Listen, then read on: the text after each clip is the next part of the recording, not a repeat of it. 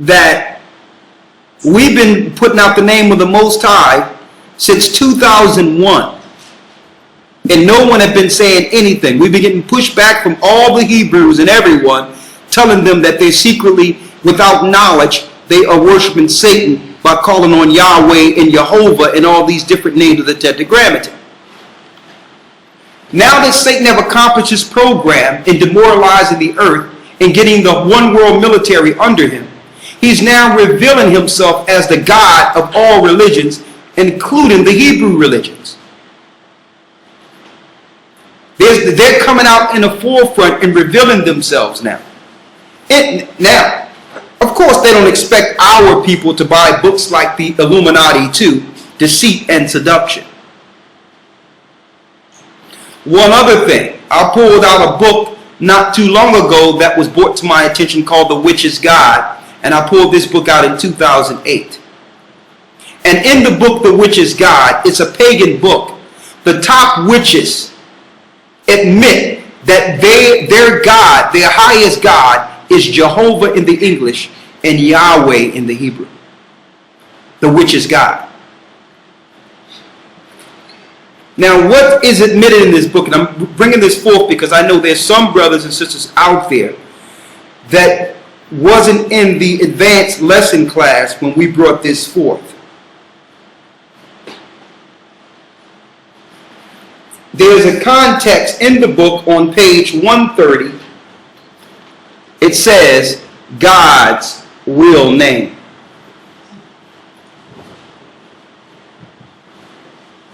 Now, before Henry Mackay was on our radio show, because we invited him on the radio show based on this book.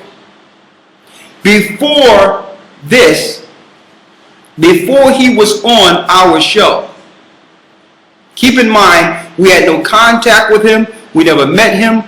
We did not know this guy. And this book was published in 2010. We invited him on the show based on the fact that we thought that maybe he ran into some of our teachings, because there's very few people who are pronouncing the name of the Most High in the ancient Phoenician tongue. Okay? Now, I need you to read the whole thing. He's going to read this page 130, Demonology in God's Real Name. What does it say under demonology, under his record here? And he got the references to the book. Read. The Secret of the Ancient Egyptians. It says, the secret of the ancient Egyptians and their modern disciples, the Freemasons, is the art of demonology for gaining power, mainly through the devil, Jehovah. In the Royal Arch degree, the Freemason acknowledges that the devil, in the guise of Jebulon, is his sacred lord. Now you notice it tells us that the Masons are disciples of Egypt, ancient Egypt mysticism. You notice on the gravestone of certain high Masonic people like Charles Taze Russell, there's pyramids and stuff all over their graves and all that, and they're from Europe. This is ancient Egyptian mysticism. They're disciples of the old art, the old occult. Read. I'll read it again from the top. Go ahead. It says, the secret of the ancient Egyptians and their modern disciples, the Freemasons. The Freemasons is the art of demonology for gaining power. Is the art of demonology for gaining power. So if they call on certain, invoke certain names, they can have help by this particular demon. Read. Mainly through the devil, Jehovah. Mainly through the devil, Jehovah. So you're praying to that God, receiving all these blessings, and you think it's from the Most High. But it's really you are invoking one of the top demons. You are invoking a high demon. Now, we didn't know this guy at all. Finish reading. I want you, we're going to go into the Lucifer part too, I want you to go into, but I need you to finish with that real quick.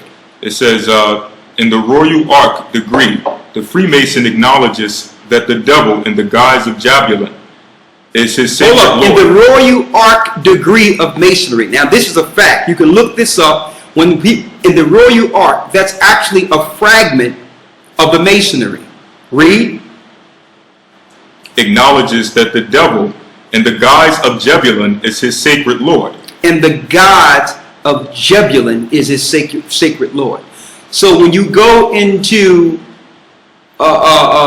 masonry and go up to the top, you get Jah or Yah, which is Jebulun. That's the sacred Lord of the Masons. Like the Jamaicans call on Jah or Yah, that's the God they're calling on. That's Lucifer too. Read. The name Jebulun being a composite of Yahweh. Being a composite of Yahweh or Yahweh. So Jebulun and Yahweh or Yahweh is synonymous. They're the same God, Satan. Now this is coming from the Illuminati book in Orders of Demonology. Read. Being a composite of Yahweh, Baal, and Osiris. Now someone was asking, and I want you to hold that part where it talks about Osiris in one moment. Someone asked a question about exorcism. There's no such thing as exorcism in the Bible. In the Bible, the disciples under Christ and Christ himself cast out spirits. They were not exorcisms. Exorcisms is what the Catholic Church do. What's the difference? In exorcism, you are in agreement with the higher demon to cast out a lesser demon. All the same, you must link up to a higher demon to get the demon out. So what they do is they recognize the name of the demon in a person, and they have a book of a higher demon that they can actually invoke to cast out as a general to order the soldier demon. That's the way exorcisms work. It's an order under Satanism. So what they do is through certain sacrifices and rites, they link up to the higher demons to appear to the people that they're performing miracles, when really it's a lower demon following his general. See that? That's what's going on under exorcism. It's an entirely different practice than casting out spirits, because the highest name is Ahia, Ashar Ahia, and in the name of his son Yeshua. That controls the whole spectrum, and it can cast out all spirits, including Yahweh, including Jehovah. That's the name they fear, and I'm going to prove this. Remember when the demon came, when Christ went to cast the spirit out, and the spirit said, have you come to torment me before my time? He knew that Christ's name had full power over all spirits, including the spirits on the left-hand side, Satan on down. So when you call on Yahweh, Jehovah, and all the names the Europeans have given us through our slavery, you're actually giving them power over you, because you're not dealing with that God like they are. They're dealing directly with that God. Finish reading. It says, he chants. Go ahead. Yes. Yes, sir. Jebulun, Jehovah. That's from Codex Magica. Go back to Osiris and Baal. The composite of Yahweh, Baal, and Osiris. So when you hear Baal, that's also a name of Yahweh. Remember, the Most High tell us that we shall no longer call him Baali, but Ishi.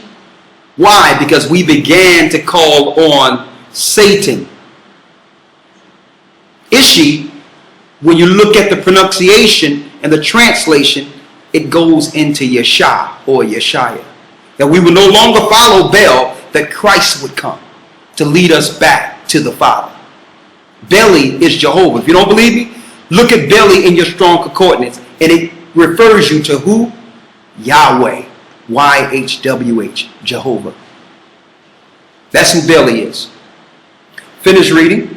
It says, Albert Pike discusses the Kabbalistic, Masonic significance of Jehovah in a great length in morals and dogma. And morals and dogma. Now, we did a lesson called Satan's Son, breaking down Albert Pike and a top Mason who has a statue around the corner from the Washington, D.C., from the White House, and he was never an elected official. He also gave the plan of the Illuminati to bring 3 world wars in the earth that would lead to all mankind in the earth worshiping Satan. He even spoke of democracy. He spoke of communism. He also spoke of his God, Jehovah or Yahweh, in morals and dogma. So the elite could know the God to call on to control the populace in morals and dogma. This stuff is not hidden. You can find these records. Read. The name Yahweh was injected into the text of the Old Testament by it says the name Yahweh, which is Jehovah or Jehovah, was injected in the text when? Of the Old Testament by the Pharisees and others who practiced Babylonian Satanism. There you go. The Babylonian Satanists inject their God into our records, fulfilling Jeremiah when it says the pens of the scribes are in vain. They thought that they could trick us, knowing that we would lose our identity for a time and not speak Hebrew. So in a new tongue, they injected the name in an effort to have us call on their God upon our awakening. Read on. An agreement was forged between the Jewish Masoretes and the Catholic Church. Go ahead. 1000 AD to change the name of God in the Hebrew Old Testament to the pagan name Yahweh/Jehovah via the Tetragrammaton. Via the Tetragrammaton. Now, listen, this is the Illuminati book, brothers and sisters, for those who just came in. We didn't know this guy. We didn't know this guy. They don't care if you know now because they have accomplished their one world army. Now they're ready to go all out against us. So they don't care if we know they're worshiping Satan now. The question is whether or not we as a people will continue to follow Satan, because if we stay under their gods, they will destroy us. We must link back to the God at the throne, the God of all gods. We must link back to Ahaya, Ashar, Ahaya. I'm going to show you. Read. God's real name. God's real name. Read. The demonic disdain for humanity exhibited by the Luciferian Jew, Harold Rosenthal, typifies the end result of a lethal amalgamation, Jewish religious ritual combined with the worship of knowledge and self. The Jews as a people, by rejecting God and accepting Jehovah, have been given over to a reprobate mind, being filled with all unrighteousness. Of course, Mr. Rosenthal was a member of an elite, openly satanic minority among the Jewish people. Everyday Jews do not know that the God of their faith is in fact Satan hidden behind a mystical name. Most Jewish people don't even know that they are worshiping Satan. And it's hidden by a mystical name that none do the research on.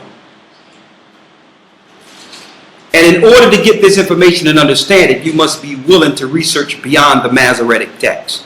You have to know the agenda of the Masoretes once our people began to lose their identity. The Masoretes came in between the 8th and 11th century and began to control our scrolls and records and inject their name in the book. Now, some may say, well, they injected their name, then we shouldn't follow the text. That's not true. We need to go to the name the Most High gave us and keep the rest of the text, because they didn't just change every word in the book. They just wanted to give the credit to this great record to their God. So they didn't change the context of the scriptures. They just injected their God instead of the God of the Hebrews. Read on. It is of no consequence to Satan whether he is worshipped deliberately or through subtle lies and deception. So Satan don't care how he's worshipped, as long as you worship him.